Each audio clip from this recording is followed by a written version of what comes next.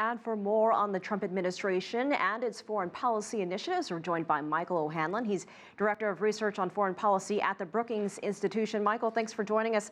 A lot going on. Let's begin with Iran, though, and these new U.S. sanctions over their recent missile tests. Are those sanctions justified? The U.S. reacting very fast to that, not so fast when it comes to sanctions on Russia?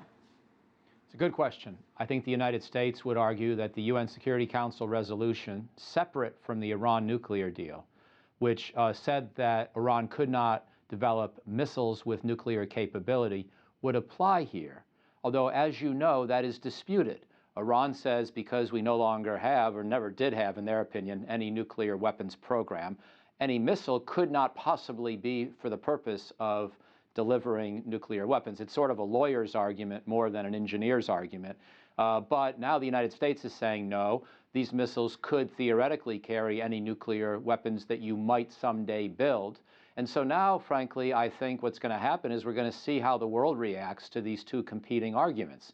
And to some extent, the Trump administration will test whether its claims are backed up by other countries. So you could almost view this as a debate in which the real verdict is going to be delivered by world opinion and by other key governments as they decide whether or not to apply sanctions themselves.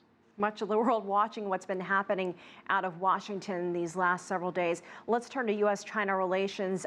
The U.S. Defense Secretary is in the region reassuring some of its allies about the THAAD missile defense system, its relationship with them.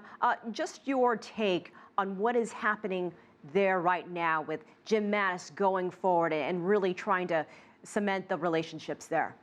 Well, first of all, it's a very important visit by Secretary Mattis, and I'm delighted he's doing it. I actually think it's in China's interest, too. I don't think the region benefits in any way from weaker U.S.-Japan or U.S.-ROK alliances. The only potential beneficiary I could think of might be North Korea.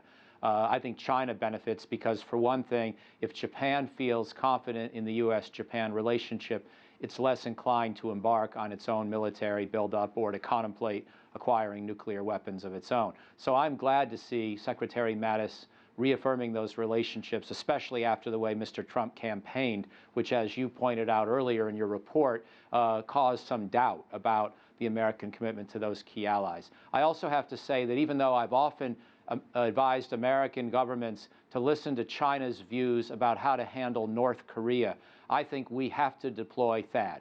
I think on this issue, the United States is correct because the United States needs to help defend itself, its interests, its allies from North Korean missiles that, despite all of our efforts, could now be equipped with nuclear warheads. The United States, China, South Korea, none of us have succeeded in coming up with a strategy that would stop the North Korean nuclear program, and we have to live with the reality of those threats.